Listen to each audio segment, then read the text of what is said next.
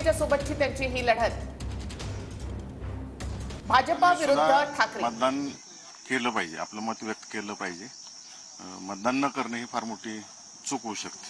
आपण बघितलं सकाळी जरा टेम्परेचर कमी असल्यामुळे रांगा लागलेल्या, दुपारनंतर मोठं टेम्परेचर येईल, त्यावेळेस आपल्याला कसं आव्हान असणार आहे मतदारांना बाहेर काढण्याचं? आव्हान असणार आहे। त्यामुळे आम्ही मतदारांना विनंती केलेली आहे, महाविकास आघाडीचे कार्यकर्ते शक्यतो सकाळी जेवढं जास्तीत जास्त मतदान करून घेता येईल या दृष्टिकोनातून प्रयत्नशील आहेत।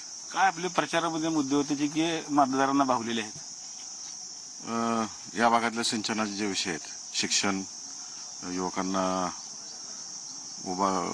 नोकऱ्या असतील किंवा शिक्षणाचं असेल या गोष्टी, आणि त्याच पद्धतीने या भागातलं रेल्वेचं जे जाळं आहे ते वाढवणे आणि ड्रायपोर्ट होणे, रेल्वेचे प्रश्न आहेत, हे सगळे मुद्दे आहेत।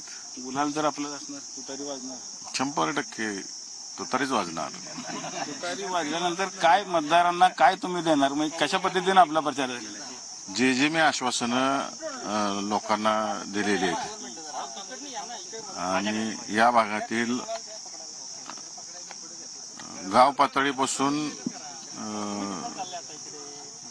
पंचायत समिती, झेडपी, आमदार लोक काय असतील, सगळ्यांना घेऊन या भागातले प्रश्न मी महाराष्ट्र शासन असेल, केंद्र शासन असेल, तिथं टोकाचे प्रयत्न करून या भागात निधी कसा येईल या दृष्टीने बजावलाय तुम्ही।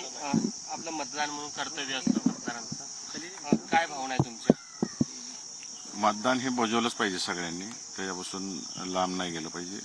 विशेषतः आपल्या घटनेनं अधिकार दिलेला की कुठलाच उमेदवार प्रसिद्ध तुम्ही हे करू शकत नाही, इच्छुक नाही द्यायला मत, तर तुम्ही नोटाला पण देऊ शकता।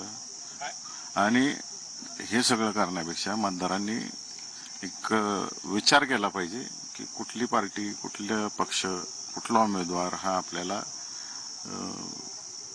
विकास कामं करू शकतो, त्यांच्या भावना समजून घेऊ शकतो आणि देशाला पुढे नेण्याच्या